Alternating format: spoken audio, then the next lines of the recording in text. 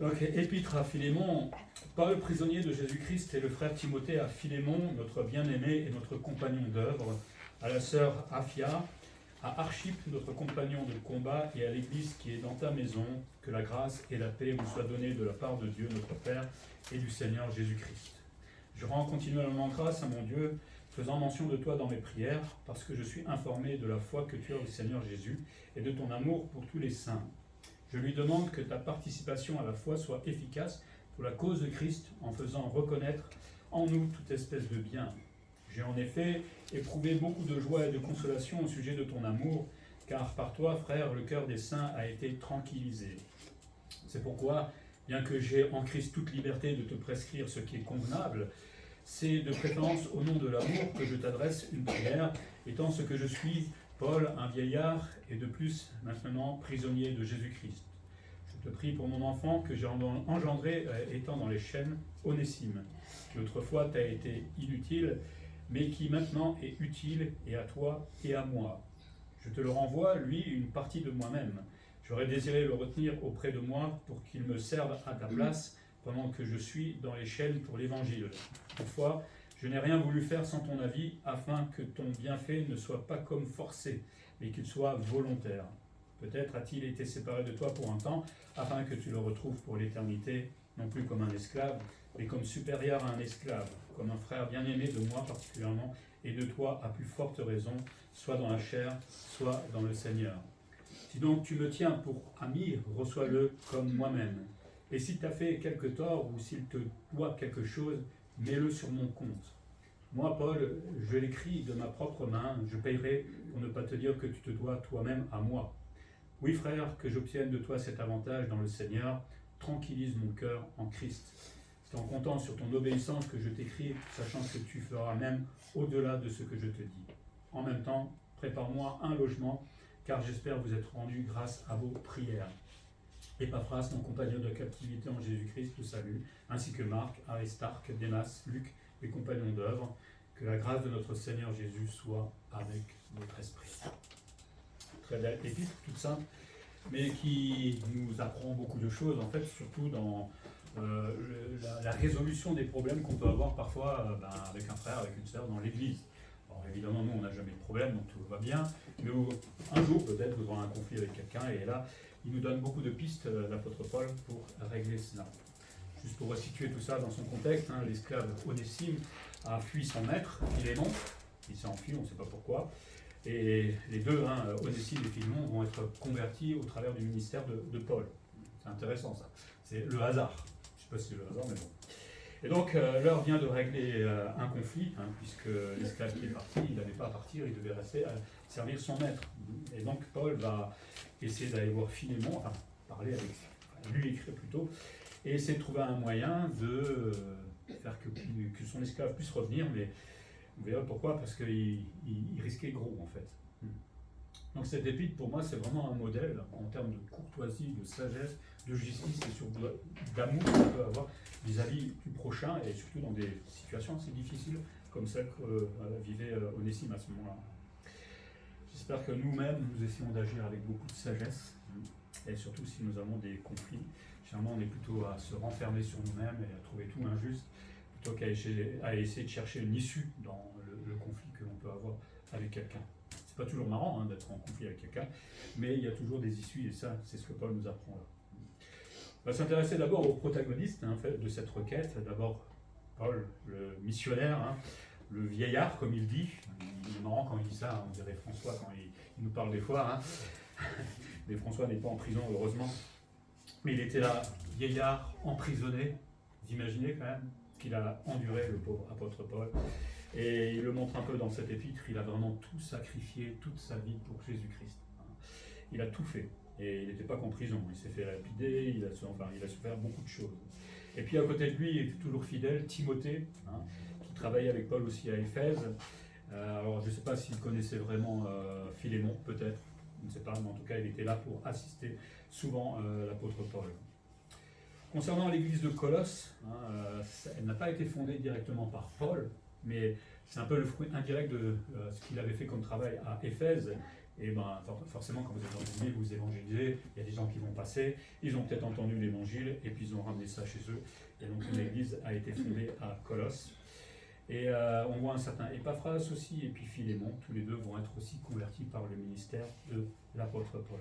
Comme quoi on peut travailler de loin. Alors à l'époque, ils n'avaient pas ce qu'on a aujourd'hui comme technologie, mais le fait d'entendre de loin, peut-être, ou des gens qui passent simplement et qui annoncent la bonne nouvelle, peut avoir un impact aussi sur les autres. Donc n'hésitons pas à parler du Seigneur. Et de retour à Colosse, certainement qu'Épaphras et Philémon vont fonder une église, à deux d'abord, et puis certainement qu'elle va grandir, et elle va avoir lieu chez Philémon, tout simplement. Ça devait être assez grand, certainement. Philémon, le nom veut dire attentionné ou qui embrasse. Bon, après, je ne sais pas si c'était son caractère vraiment, mais c'est la signification. Certainement que c'était un homme riche, puisqu'il avait des esclaves, et généralement avoir des esclaves, c'était un signe de richesse. Et puis s'il a pu accueillir son église, l'église dans sa maison, certainement qu'elle était assez grande pour le faire. Paul va le nommer bien-aimé. Alors c'est pas parce qu'il est bien-aimé comme ça, mais c'est une forme de paternité spirituelle qu'il a avec l'apôtre Paul, puisqu'il s'est converti au travers de son ministère. Et puis au verset 2, on voit un certain Aphia et Archippe. Alors certains pensent peut-être que Aphia, c'était l'épouse de Philémon, mais on n'en est pas sûr, et que Archippe serait son fils. On verra ça dans le ciel. Pour l'instant, je n'ai pas de preuve directe. Onésime, notre pauvre esclave, un pauvre, oui et non, son nom signifie profitable ou utile. C'est important parce qu'il va y avoir un petit jeu de mots un peu plus tard que l'apôtre Paul va faire, mais je vous reviendrai là-dessus. Lui-même s'est converti par le ministère de Paul. Comme il dit, il a été engendré. Paul a donné naissance, mais évidemment c'est le Seigneur qui a donné cette nouvelle naissance derrière, mais il a été engendré au travers de l'apôtre Paul. C'est chouette, vous réfléchissez comme ça quand quelqu'un peut dire un jour, c'est à cause du témoignage de quelqu'un, j'ai pu me convertir, etc. C'est super. Donc il était esclave. Alors la condition d'esclave, c'était soit pas bien, soit bien. Parfois on pouvait être esclave, c'est-à-dire être prof, tout simplement instituteur, et travailler dans une maison où on pouvait être esclave et faire les tâches un peu moins drôles. Beaucoup de gens étaient esclaves à l'époque aussi parce qu'ils n'arrivaient pas à subvenir à leurs moyens, donc ils se mettaient comme esclaves chez quelqu'un, et comme ça ils avaient une maison, ils avaient un toit et de quoi se nourrir.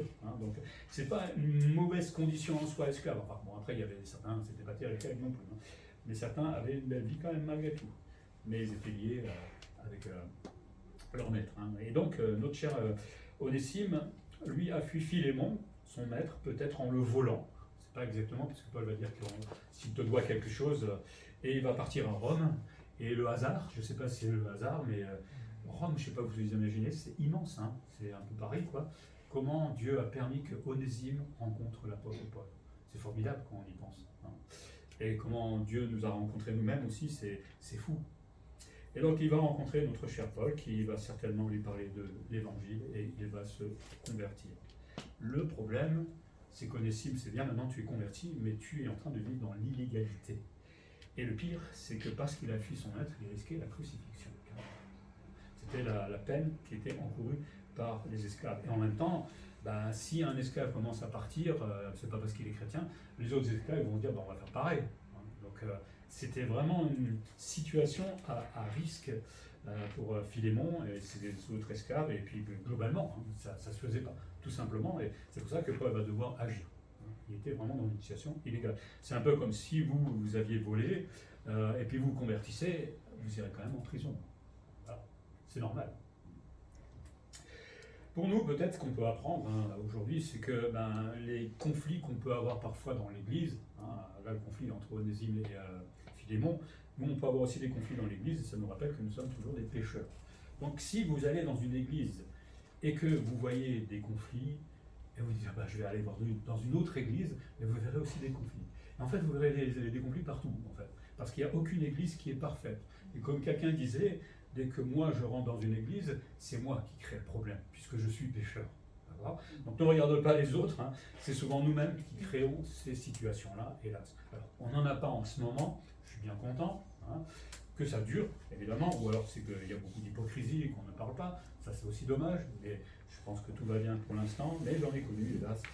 Mais il faut beaucoup de sagesse pour se reconnaître soi-même pécheur, avant d'accuser les autres. Et c'est ce que Paul va un peu faire comprendre à Philémon. Ok, il est en tort, on dit, mais regarde, toi aussi. avant de regarder toutes les autres choses. Mais Paul nous dit aussi que tout conflit trouve une solution. Plus ou moins longue, mais il y a toujours une solution. Je ne sais plus si c'est Bianca ou tout à l'heure qui disait que j'ai appris à pardonner. Oui, je crois que c'est toi. J'ai appris à pardonner puisque Dieu pardonne aussi aux autres. Alors qui suis-je moi pour ne pas pardonner, tout simplement? Et c'est vrai. Hein. Nous sommes des pécheurs et nous sommes prêts à pardonner quiconque nous a fait du mal. Alors ça peut prendre du temps selon la blessure que l'on a. Mais la solution est là. Tout dépend comment nous agissons aussi. Si vous allez voir le faire en disant « tu m'as fait mal », vous n'allez pas sortir du conflit comme ça. Hein. On est bien d'accord. Donc il faut beaucoup de sagesse et d'intelligence. Et la Bible nous conseille, en tout cas dans ce sujet, on a Philémon, mais il y a beaucoup d'autres passages qui nous parlent de comment résoudre nos conflits. Hein, et surtout apprendre à pardonner le prochain. C'est dur des fois de pardonner. C'est très dur. Mais comme on l'a dit, regardez à la croix à chaque fois. Nous-mêmes, on est loin d'être parfait et Jésus pourtant nous pardonne chaque fois que lui demande pardon. Donc apprenons à pardonner aussi au prochain, quelle que soit la chose qui nous a faite. Donc cette épître pour moi, après, ne nous pas, d'un vrai manuel en fait pour la gestion des conflits et leur résolution. On va voir un peu comment maintenant Paul va s'y prendre. Hein, il aurait pu venir dire à Philémon, écoute, je suis l'apôtre Paul, j'ai une autorité, tu te tais, tu vas pardonner à Onésime et c'est réglé. Ça va aller plus vite comme ça. Mais l'apôtre Paul est humble et sage et il ne va pas agir de cette manière-là. Déjà, il va préparer son intervention dans la prière. Voilà le but de la lettre, c'est que Paul était d'abord, il va expliquer un peu la situation dans laquelle il est avec Onésime. Hein. Il est servi actuellement par Onésime, mais le problème c'est que cet Onésime, on l'a dit, il était dans l'illégalité, donc Paul lui-même pouvait être accusé de complicité, tout simplement, et donc il risquait aussi quelque chose. C'est pour ça qu'il va régler le problème et préférer renvoyer Onésime à Philémon pour ne pas être dans une situation encore plus grave. Déjà, il est en prison, ce n'était pas l'idéal, donc n'aggravons pas d'autres cas.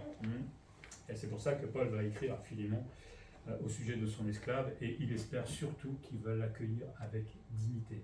Onésime est parti non croyant, hein, et il a fui son maître, mais il va revenir croyant. On va voir ça tout à l'heure. Pour ça, Paul va préparer son intervention dans la prière. Avant d'aller voir son frère, ou d'essayer de résoudre un conflit, on se met à genoux et on prie. Et on prend le temps de prier. Hein, on ne vient pas en disant « je sais tout, je fais tout ». Quand on a quelque chose à résoudre, soyons vraiment humbles. Humbles. Hein, je déteste de dire « je sais tout ». Au contraire, je suis capable de faire pire encore peut-être quand je vais essayer de résoudre le problème. Donc on a vraiment besoin de prier et de s'humilier devant le Seigneur. L'apôtre Paul, on le sait, était un homme de prière. Et en même temps, dans cette prière, il rend grâce à Dieu pour Philémon. Il le met en avant. Hein. Il n'est pas en train de le diminuer. Et il prie malgré ses chaînes. Hein. Il aurait pu dire « ouais, moi je suis en prison, je suis malheureux, c'est triste ». Non, il est toujours chrétien où qu'il soit. Il est toujours le même et il va prier dans cette situation difficile. On peut dire, écoutez, débrouillez-vous, hein, gars, j'ai déjà assez de soucis comme ça. Là, non. Paul, s'il prie, c'est parce qu'il sait que lui-même n'est pas capable de résoudre les conflits. Et il a besoin que Dieu agisse, tout simplement. Et nous-mêmes, est-ce qu'on n'a pas besoin que Dieu agisse quand ça ne va pas? Ou que oui. Hein, et même des fois, j'aimerais juste dire, Seigneur, vas-y tout seul. Hein, moi, je n'ai pas envie d'y aller. Je n'ai pas envie de régler tous ces problèmes parfois. Paul, il aurait pu argumenter en logique, en termes humains, ou carrément, comme on l'a dit tout à l'heure, imposer son autorité. Il se dépossède de tout cela, hein, il se met nu, j'ai envie de dire, devant le Seigneur, et dit, Seigneur, j'ai vraiment besoin de ton aide. Cette requête est humble, hein, parce que quand il va écrire cette lettre, il va reconnaître d'abord les qualités de Philémon, hein, il le met en avant, il lui reconnaît une foi qui est connue, et il y a un amour qui est aussi réputé. Alors, il n'était pas à côté, hein, donc il a entendu parler de lui, donc c'est que c'était vrai, hein, et malgré la distance, il était connu pour cette façon de vivre en tant que chrétien, donc c'est quelque chose de formidable. Donc forcément, si on entend ça, on s'attend aussi qu'il ait de la compassion pour son esclave. Il avait une foi participante, efficace, certainement qui, je ne sais pas, s'il donnait de l'argent, enfin il aidait certainement l'Église à avancer. Et Philémon servait la cause de Jésus-Christ et le bien des saints. Donc c'était quelqu'un qui était vraiment investi au service pour le Seigneur et qui était connu pour cela. Donc on attend d'une telle personne une certaine attitude dans ce conflit. Paul, je l'ai dit, ne met pas ses titres en avant, il ne s'appelle pas apôtre, pardon. Il le fait pour les Corinthiens, mais il ne le fait pas ici. Hein. Il va se présenter sans autorité, mais dans toute sa faiblesse. Hein. Vieillard en prison et qui ne se dit pas apôtre. Il veut lui montrer que, certainement, dans son cœur, c'est quelque chose qui est désespéré et qui voudrait voir ce conflit être réglé une fois pour toutes. Hein. Pourtant, il a la liberté, comme il dit, d'user de son autorité. Il aurait pu le faire, hein, verset 8. Je peux te prescrire si je veux, mais il ne le fait pas. Ah, si les êtres humains qui avaient des autorités agissaient de cette manière-là. Hein, quand on est chef ou je ne sais pas quoi, on dit souvent c'est moi le chef. Une fois, mon chef m'a dit ouais, c'est moi le chef, ton café. Ah, ok, d'accord, tu peux réfléchir avant quand même, avant d'agir comme cela. On rigole. On fait pareil même quand on n'est pas chef, hein, on décide souvent de cette manière-là. Mais Paul, lui, n'en use pas. Il en use, en certains cas, mais pas dans cette situation un peu difficile. Il va faire la requête avec justice. Hein. Il ne va pas te faire de distinction entre Onésime et Philémon. Et ça, c'est dur des fois, parce qu'on a toujours un préféré. Hein. Quand il y a un conflit à régler, avec lui, j'ai beaucoup d'affinité, avec lui, j'ai pas d'affinité, en plus, il m'énerve. Et là, il va falloir que je résolve un problème entre les deux. Donc forcément, je vais tendre naturellement vers celui que je préfère. On est comme ça, hein, avouez-le. Mais Paul, lui, absolument pas. Hein, il ne fait pas de distinction entre les deux. Les deux ont été nés de nouveau par son ministère et les aiment de la même manière. Et c'est comme ça que l'on doit être quand on doit résoudre un conflit. Personne n'est au-dessus de l'autre. Il va défendre les deux parties. Le premier, c'est le tort qui a été fait à Philémon. Il le reconnaît. Hein, il y a un tort qui a été fait.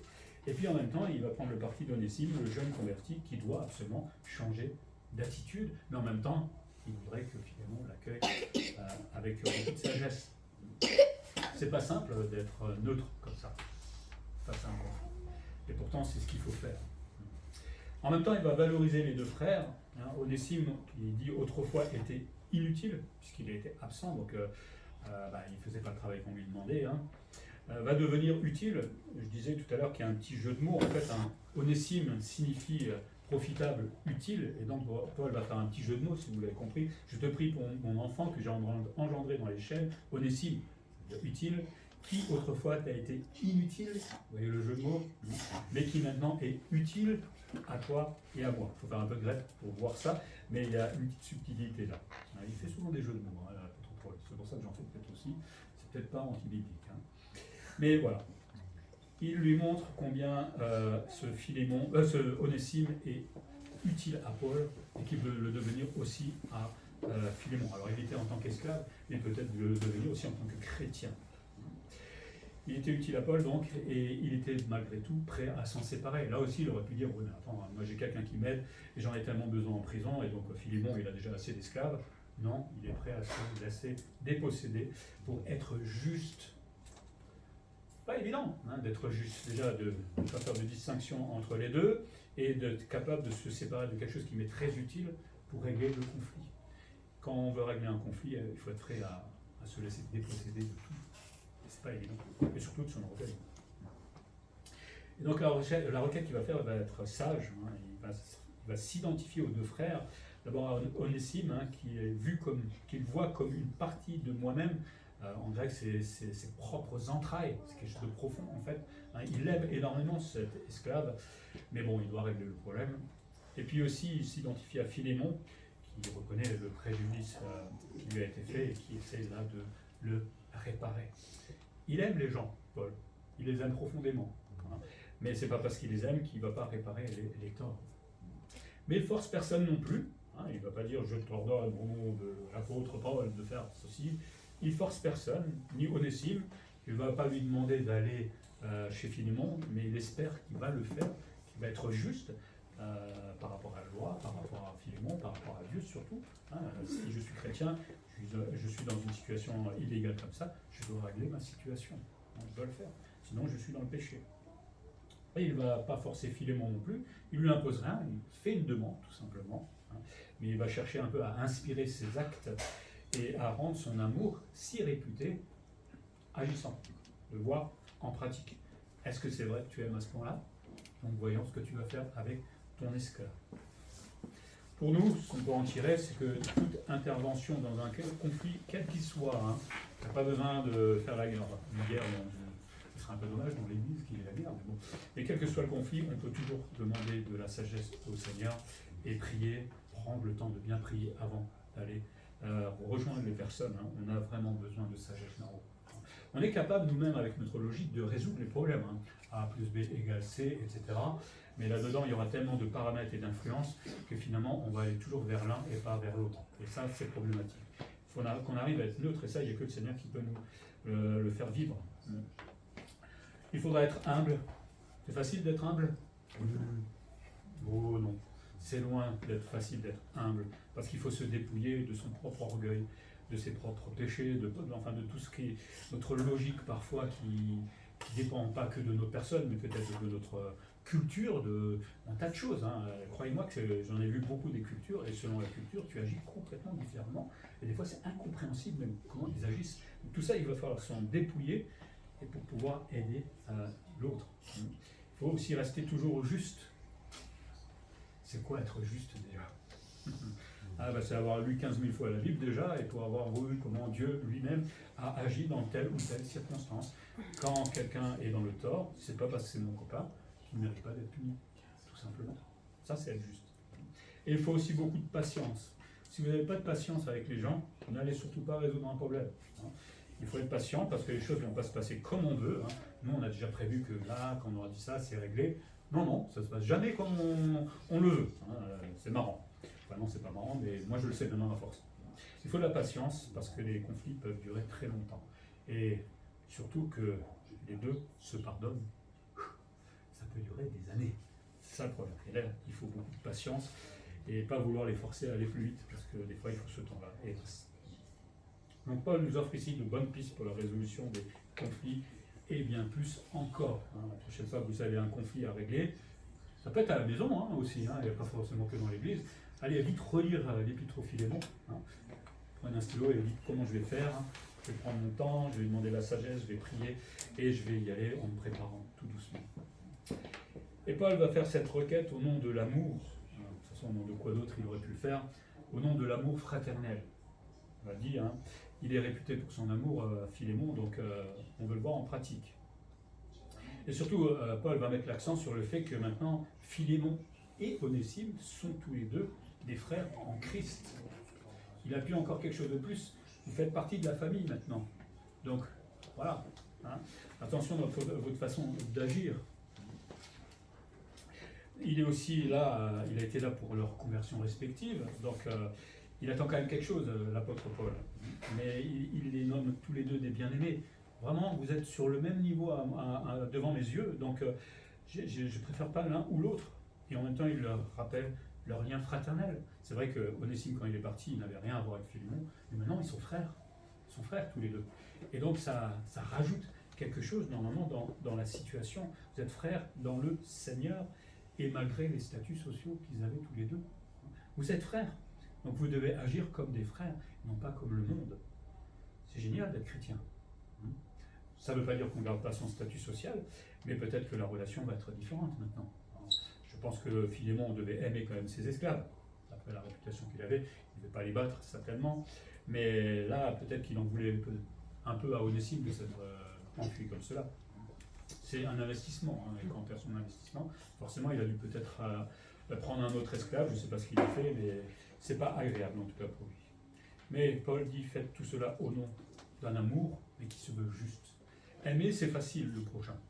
Beaucoup de gens s'aiment. Le monde, dans les familles, s'aime, et beaucoup même s'aiment. Mais aimer de façon juste, ça c'est pas toujours simple. Ça c'est les parents des fois qui doivent être justes avec les enfants. Et les enfants voient quand il y en a un qui est plus aimé que l'autre. Et il leur fait reconnaître aux parents souvent. Mais en même temps, Paul veut leur dire que cet amour qui est juste, c'est aussi vivre, non pas comme un hors-la-loi, mais respecter la loi. Donc Paul reconnaît le tort qui a été fait à Philémon, et en faisant cela, il est juste. Il reconnaît, c'est vrai, Onésime, tu as très mal agi vis-à-vis de ton maître, et donc il veut absolument réparer cela. Dans l'Ancien Testament, il y avait une loi par rapport à la restitution quand on avait fait un mal à quelqu'un. C'est dans Nombre 5, il est dit « Parle aux enfants d'Israël, lorsqu'un homme ou une femme péchera contre son prochain en commettant une infidélité à l'égard de l'Éternel, et qu'il se rendra ainsi coupable, confessera son péché et restituera dans son entier l'objet mal acquis en y ajoutant un cinquième. Il le remettra à celui envers qui il s'est rendu coupable. S'il n'y a personne qui ait droit à la restitution de l'objet mal acquis, cet objet revient à l'Éternel, au sacrificateur, outre le bélier expiatoire avec lequel on fera l'expiation pour le coupable. C'est pas très nouveau qu'on doit restituer ce qu'on a volé. Et là, ce qui doit être restitué, c'est évidemment l'esclave restitué à Philémon. Quelqu'un disait par rapport au pardon, c'est quand nous pardonnons que nous ressemblons le plus à Dieu. Quand nous pardonnons que nous ressemblons le plus à Dieu, c'est quand nous payons la dette de quelqu'un d'autre pour qu'il y ait réconciliation que nous ressemblons le plus à Christ. Hein, on chante te ressembler Jésus, on va le chanter tout à l'heure pour la fin, mais si je ne pardonne pas, je ne ressemble pas à Christ. Alors on va dire, ouais, mais pour Jésus c'est facile de pardonner. La croix c'était facile. Vous avez déjà été crucifié? Ça fait un peu mal, même beaucoup. Et porter en plus le péché, c'est encore pire. Mais le Seigneur nous demande de pardonner. Alors ça, c'est toute une histoire, le pardon, ça peut prendre son temps, mais il faut avoir cet objectif au moins dans le cœur. Seigneur, aide-moi. Pourquoi c'est dur, je le reconnais, mais aide-moi à y arriver. Et c'est faisable. Donc tout cela est fait au nom de l'amour de Christ, et Paul, il est tellement humble qu'il est même prêt à se substituer. Il le dit au verset 18, et il est prêt même à payer la dette d'Onésime. Ok, s'il veut vraiment pas rentrer, je suis prêt à payer ce que tu as perdu, tout simplement. Mais sur mon compte. On voit vraiment l'humilité de l'apôtre Paul. Et ça nous rappelle le mot imputation. Et là on voit l'imputation dans Philémon. Alors ce mot, c'est impute-moi, qui dit Paul. C'était un vocabulaire commercial et juridique en fait. Alors ça parle de reconnaissance de dette, et là Paul il reconnaît la dette entre Onésime et Philémon. Ça parle aussi de la signature du débiteur, et c'est moi Paul, impute-le à moi Paul, pour que je paye ce qui est dû. C'est aussi un engagement à payer la dette. Paul dit, s'il ne rentre pas, je vais payer à sa place ce qu'il te doit. Alors comme on l'a dit, peut-être que Onésime avait volé en plus Philémon, donc Paul lui aurait payé et un autre esclave et éventuellement ce qu'il lui avait volé. Ou alors c'était peut-être les frais qui étaient liés à l'achat d'un autre esclave. Mais en tout cas, Paul, s'il ne voit pas d'issue dans ce conflit, il était prêt à tout donner pour que le conflit se résolve. Est-ce qu'on est comme ça, à vouloir tout donner quand il y a un conflit, ou plutôt à fuir? On a plutôt tendance à s'en aller le plus loin possible. En fait, Paul va, montrer en pratique ce que Jésus a fait. Tout simplement, il veut prendre la place. Il désire se substituer tout simplement dans cette situation-là. Un commentateur écrivait « Le désir de Paul d'acquitter la dette d'Onésime pour établir sa relation avec Philémon est une merveilleuse illustration de l'œuvre de Christ. Philémon, comme Dieu, a subi un tort. Onésime, comme le pécheur, a besoin de réconciliation. Paul offre de payer le prix pour accomplir cette réconciliation, comme Jésus. C'est le même rôle que Jésus joue dans la relation entre le pécheur et Dieu. Paul, comme Christ, est prêt à payer le prix de la réconciliation. Est-ce que, dans notre amour, parfois, on est prêt à faire cela pour régler le problème? Je ne sais pas. Mais en tout cas, Paul était prêt à tout pour que ce conflit se règle. Vous voyez que des fois, dans la résolution du conflit, ce n'est pas seulement les deux parties qui vont travailler, c'est celui qui va aller vers eux, qui doit aussi beaucoup travailler dans son cœur. Donc Paul nous rappelle l'œuvre de Jésus-Christ. Comme Onésime, l'homme a une dette envers Dieu, et le Seigneur l'a pardonné à la croix. Si nous l'acceptons, évidemment, il faut se reconnaître pécheur, on l'a entendu dans les témoignages ce matin, et si on se reconnaît pécheur, on a besoin d'un sauveur, parce qu'on sait où on va, et Jésus-Christ se propose d'être notre sauveur. Et donc Paul veut se substituer à Onésime, comme Jésus l'a fait pour nous. J'étais devant Dieu, Dieu me disait je suis coupable de mon péché, je méritais la mort, tout simplement, mais Christ rentre là dans le tribunal et se substitue et il dit non, je veux prendre la place d'Emmanuel et c'est moi qui vais payer pour lui, tout simplement. Quel amour de la part de notre Seigneur, quel amour. Feriez ça pour moi?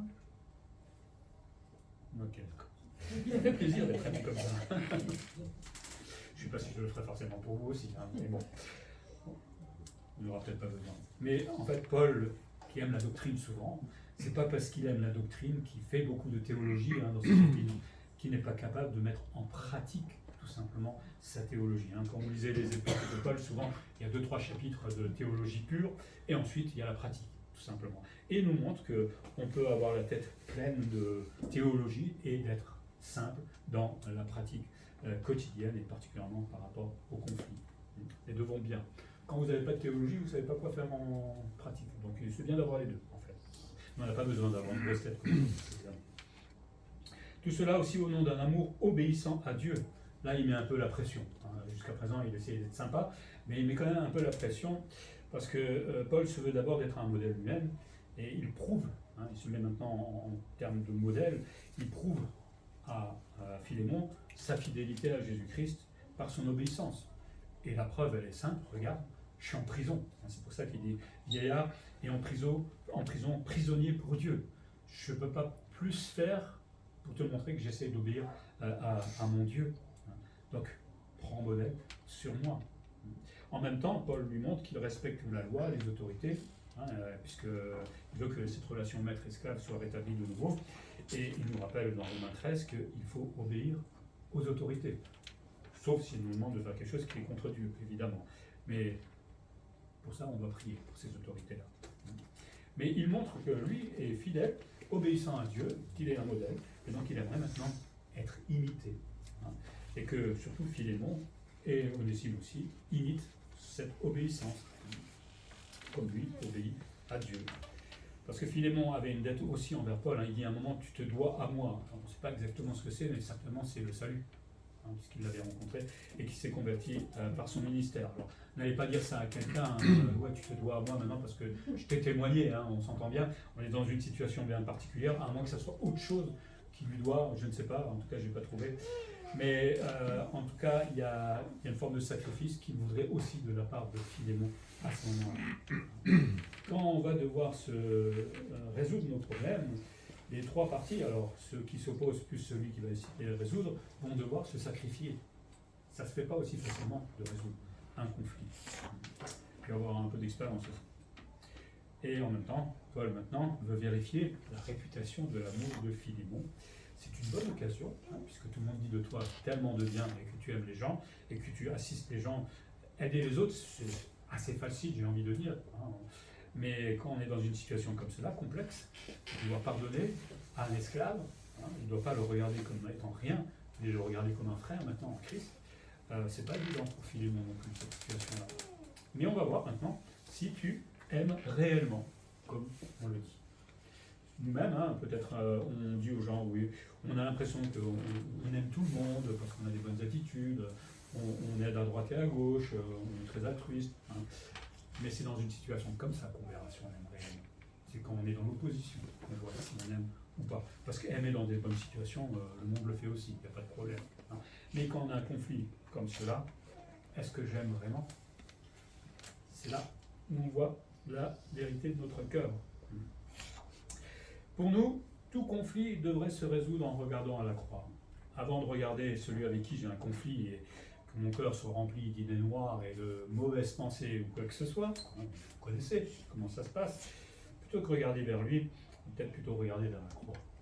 Là, il y a mon Sauveur qui est en train de mourir pour moi, pour mes péchés.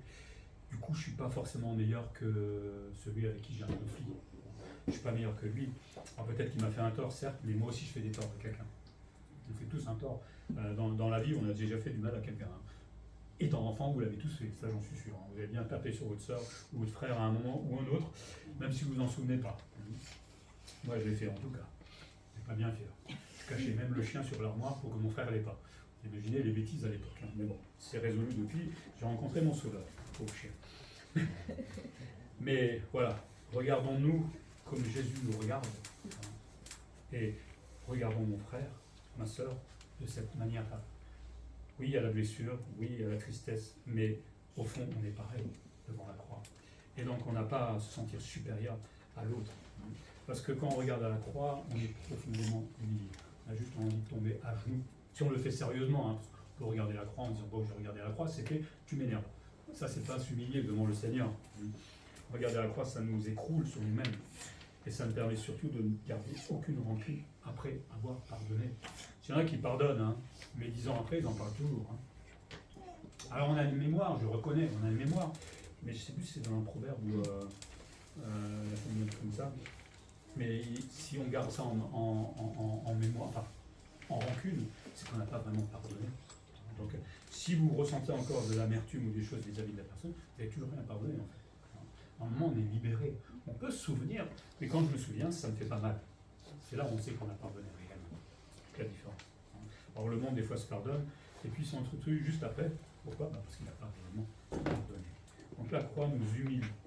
Et plutôt que imposer, allez, pardonnez-vous. Ça marche, ça ? Vous avez déjà essayé ? C'est pas très efficace. Hein. Donnons plutôt l'exemple nous-mêmes avant d'aller voir les gens. Hein. Parce que quand vous allez aller résoudre un problème et qu'on vous a déjà vu vous-même pardonner le prochain, vous avez un argument de poids en fait. Un argument qui va peut-être aider dans la résolution du problème. Et quand on agit de cette manière-là, ça a beaucoup plus d'impact. Par contre, si on vous a vu et qu'on sait que vous êtes toujours en conflit avec un autre frère, les personnes en conflit vont regarder et vont dire « Mais qu'est-ce que tu viens d'apprendre comme leçon ? T'as vu toi ? Tu n'as toujours pas pardonné à ton frère. Pourquoi tu viens d'apprendre à pardonner là ?» Donc c'est être un exemple, comme Paul se met en avant, comme modèle à ce moment-là, ça a un impact normalement sur Philémon et Onésime. Comme quoi, notre façon de vivre aujourd'hui va avoir un impact sur les choses à faire plus tard aussi. Et on nous regarde, tous les jours, on nous regarde, et on utilisera nos défauts dans certaines situations. Si on n'a plus de défauts, ils n'ont plus rien à dire. Bon, ça c'est pas encore possible, mais on peut diminuer les défauts. Donc dans les conflits, Paul imite Christ. Il imite Christ. Comment je dois faire pour résoudre le problème ? Comment Christ a fait pour moi ? C'est simple. Alors allez voir dans les évangiles comment Jésus a réglé les problèmes, oui, dans toute la Bible, mais une fois que j'ai tout ça, je vais essayer d'imiter le Seigneur. Mais comme lui l'a fait pour moi, il veut aussi que nous-mêmes, nous l'imitions à notre tour vis-à-vis des autres chrétiens. Et quand je suis dans le conflit, je dois apprendre à pardonner, à résoudre ce problème. Si je suis dans une situation illégale, comme Onésime, mais je dois faire comme Christ le ferait, tout simplement. Il y a du travail. Il y a beaucoup de travail pour chacun d'entre nous, et le travail se fait dans le cœur. Donc pour terminer, formuler une requête ou résoudre un conflit, parce que là il a écrit, il ne pouvait pas se déplacer, mais je ne sais pas, peut-être un jour vous aurez écrit une lettre à quelqu'un, un membre de votre famille, ou dans l'église pour résoudre un conflit, ou aller le voir. Prenez le temps de bien poser les choses, avant d'y aller n'importe comment. Moi j'aime, quand j'y vais, réfléchir énormément de temps et prendre des notes avant d'aller voir la personne, parce que je ne veux pas y aller n'importe comment. Et le temps de prendre ces notes, c'est le temps de pouvoir prier, réfléchir, lire la Bible, etc. C'est tout un art en fait, c'est pour ça que j'ai marqué ça. C'est tout un art de résoudre des conflits chez quelqu'un. Et Paul donne ici de bonnes pistes. Il nous montre qu'il faut se préparer dans la prière, et ça, systématiquement, toujours se préparer dans la prière, quoi que nous fassions. Il faut agir avec beaucoup d'humilité. Je suis pécheur moi-même, je pourrais être à leur place, puis j'aimerais pas être blessé non plus. Enfin, on voit ce que c'est que l'humilité, avec beaucoup de sagesse. Le problème, c'est que la sagesse, ça ne prend pas d'un seul coup comme ça. Alors, Jacques nous rappelle que quand on a besoin de sagesse, le Seigneur nous la donne, mais il y a cette sagesse qu'on acquiert au fur et à mesure de notre croissance spirituelle. Si je suis toujours un bébé spirituel, au bout de 20 ans de vie chrétienne, je ne suis pas sage. Si je lis jamais la Bible, je ne suis pas sage. J'aurais du mal. Si je ne l'étudie pas, en plus, j'aurais du mal à comprendre ce qu'est la sagesse. Notre sagesse à nous en tant qu'humains, c'est qu'on défend notre ego. Ça, c'est être sage pour l'être humain, on va dire. C'est moi d'abord et les autres, on verra. On ne se dépouche jamais.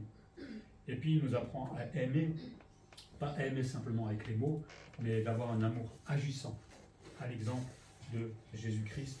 Et dans tout cela, lui-même montre l'exemple. Et ça, c'est important de montrer l'exemple. C'est simplement donc savoir approcher le prochain comme Dieu le fait lorsqu'il nous approche.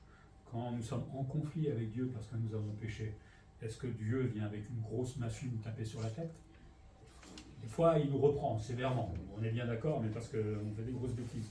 Mais il vient toujours avec beaucoup d'amour. Alors, l'humilité, c'est un attribut de Dieu, mais il vient toujours avec beaucoup de sagesse vers nous, pour nous conduire vers la fin de ce conflit. Et il l'a fait avec Jésus-Christ pour le grand conflit qu'on avait avec lui. Nous-mêmes agissons de la même manière avec celui avec qui j'ai un conflit. Que le Seigneur nous aide à résoudre nos conflits en disant d'abord, ayez pas de conflit, c'est quand même plus simple, comme ça il n'y a pas besoin de les résoudre. Mais si ça doit arriver, que le Seigneur nous aide comme il a réglé le nôtre avec Dieu un jour.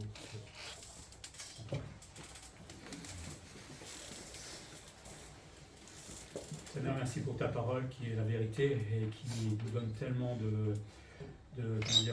d'aide dans des situations de vie compliquées parfois. Alors, il y en a énormément d'autres, mais là, on s'est focalisé sur les conflits. C'est vrai que nous sommes tous différents, Seigneur. Nous n'avons pas le même âge, nous ne sommes pas du même sexe, nous avons des cultures différentes et forcément, quand tout cela se mélange, il peut y avoir parfois des conflits plus ou moins graves, Seigneur, et c'est normal. Mais qui dit conflit dit aussi résolution de conflits. Et ça aussi, c'est normalement pour toi, Seigneur. Apprends-nous à aimer notre prochain pour éviter déjà les conflits, mais s'il y a conflit, Seigneur, apprends-nous surtout à pardonner le prochain comme toi-même tu nous as pardonné. Et si nous devons être celui qui va aller voir les deux parties, Seigneur, que tu nous aides à bien nous préparer, en nous souvenant comment Paul l'avait fait, en essayant de vivre déjà aujourd'hui comme un exemple dans l'Église, pour que nous n'ayons pas de reproches à ce moment-là, et que nous puissions montrer que nous avons l'exemple, donc vous pouvez faire de la même manière. Apprends-nous à nous aimer les uns les autres, pas juste avec les mots, comme des frères et des sœurs, mais à le montrer en pratique, Seigneur, et particulièrement dans les situations les plus difficiles. C'est là où on voit vraiment l'amour que l'on a dans notre cœur, et savoir si cet amour te ressemble tout simplement. Oui, Seigneur, apprends-nous à te ressembler, et agir comme tu as agi pour chacun d'entre nous et que tu fais encore chaque jour, puisque nous péchons encore, nous chutons bien souvent, Seigneur, mais tu nous relèves, tu nous aimes profondément, Seigneur, et que nous soyons comme toi. Au nom de Jésus-Christ. Amen. Amen.